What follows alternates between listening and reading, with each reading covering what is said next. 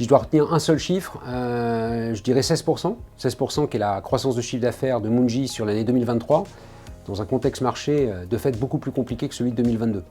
Alors on n'est jamais satisfait bien sûr, mais en tous les cas quand on regarde un petit peu nos concurrents, Mungi avec ce chiffre-là va rester dans le top 3 des meilleurs performeurs de croissance. Et ça je dirais c'est plutôt rassurant pour l'avenir. On arrive aujourd'hui à atteindre 9500 collaborateurs, 730 millions d'euros de chiffre d'affaires. Il faut remarquer qu'on est dans un contexte qui est plus complexe que le contexte qu'on a rencontré les dernières années. Et grâce à l'investissement de nos équipes, on arrive à défendre avec brio aujourd'hui les positions du groupe Mungi et de ses filiales sur le marché.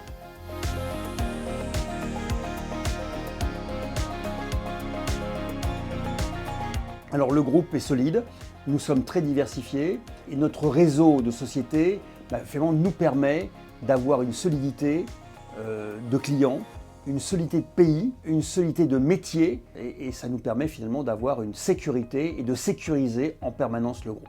Vous le savez, Mungi a une stratégie multigéographique, 14 pays, une stratégie multi-industrie, donc plusieurs secteurs, et puis 2 grands métiers qui sont l'ingénierie et le digital.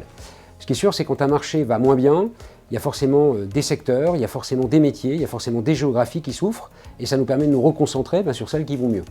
Alors de dire que tout va bien, ce n'est pas le cas, mais en tous les cas, ça nous permet aujourd'hui de dire que voilà, quel que soit le marché qui s'impose à nous, on ne décide pas du marché, on va toujours avoir à cœur de surperformer le marché. Bref, faire mieux que nos compétiteurs. Et par les résultats que nous démontrons cette année, on peut donc dire assez franchement que à la fois notre organisation et notre stratégie sont les bonnes.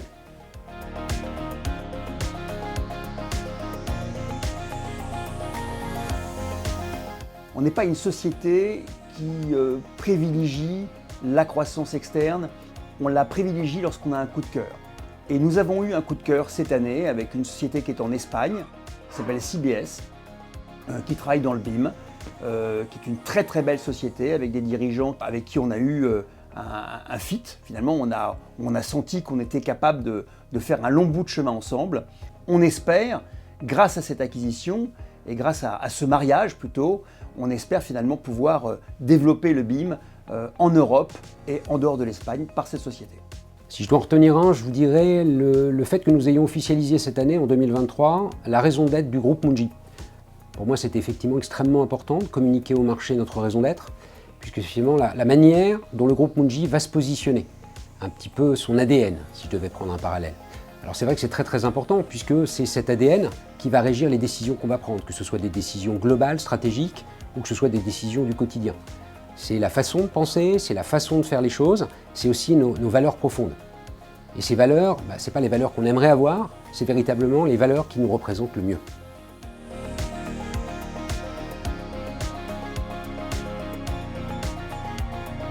La capacité d'adaptation est une véritable fierté parce qu'on est encore une fois dans un contexte qui est un peu plus complexe et qui demande à nos équipes de s'adapter, de la flexibilité. Et je suis très fier aujourd'hui de nos équipes et de notre capacité, de notre résilience à résister à un contexte qui est malgré tout pas facile. Ma plus grande fierté finalement, c'est d'avoir dans ce groupe un nombre de talents exceptionnels et extraordinaires. Et c'est ce qui fait la force de ce groupe et c'est ce qui fait finalement que l'avenir et le devenir de ce groupe sera extrêmement solide.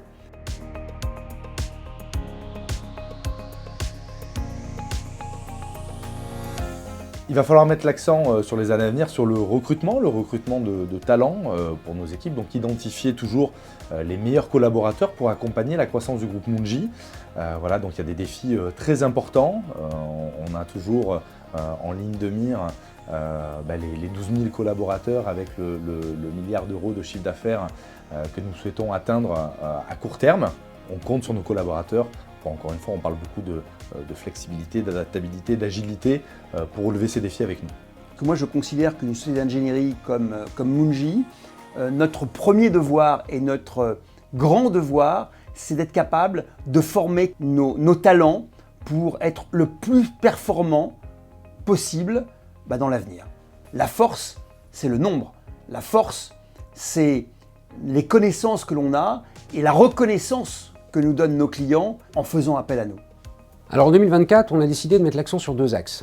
Le premier, bien évidemment, c'est toujours la croissance associée à la profitabilité, puisque c'est le seul moyen pour une entreprise de pouvoir continuer à investir, à recruter, à développer de nouvelles activités sur de nouvelles villes, de nouveaux pays, et bien évidemment donner le maximum d'opportunités en faisant tout cela à nos collaborateurs. Le deuxième axe sur lequel nous nous sommes positionnés déjà l'année dernière, c'est la transformation digitale de nos clients, avec une particularité. Le groupe Mungi, par son footprint et sa connaissance métier, connaît bien ses clients, connaît bien les produits de ses clients. Donc quand on va voir un client pour lui parler de transformation digitale, on est capable non seulement de lui apporter la compétence IT et digitale, mais aussi la connaissance profonde de ses produits et de ses métiers.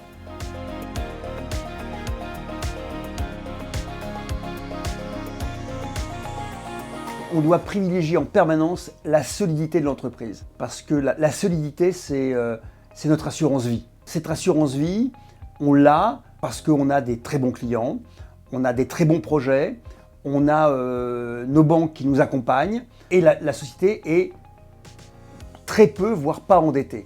On va très vite et en plus on sécurise le groupe. Notre ADN est construit comme ça.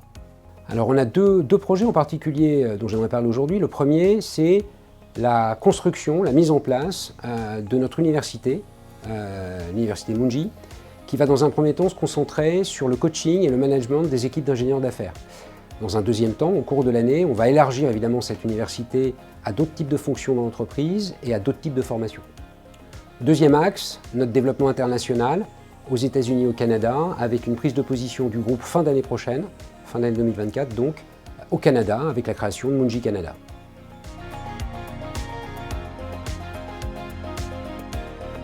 De manière générale, on souhaite remercier nos équipes pour l'investissement sur le projet Mungi, pour leur capacité à défendre au quotidien les valeurs et l'ADN de notre société.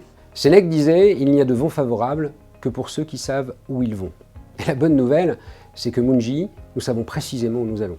Mais une chose est certaine, nous ne pourrons y arriver que tous ensemble, en associant nos forces et nos talents. Donc j'aimerais tout d'abord vous remercier pour votre implication à tous et toutes durant cette année 2023 et surtout vous souhaiter une excellente année pour 2024.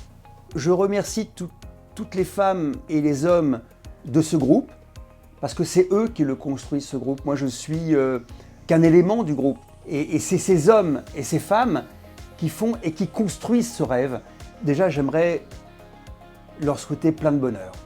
Je pense que la chose la plus importante, c'est le bonheur d'être en famille, d'être entre amis, et puis plein de réussites, plein de rêves à réaliser. Voilà ce que je souhaite pour l'année 2024.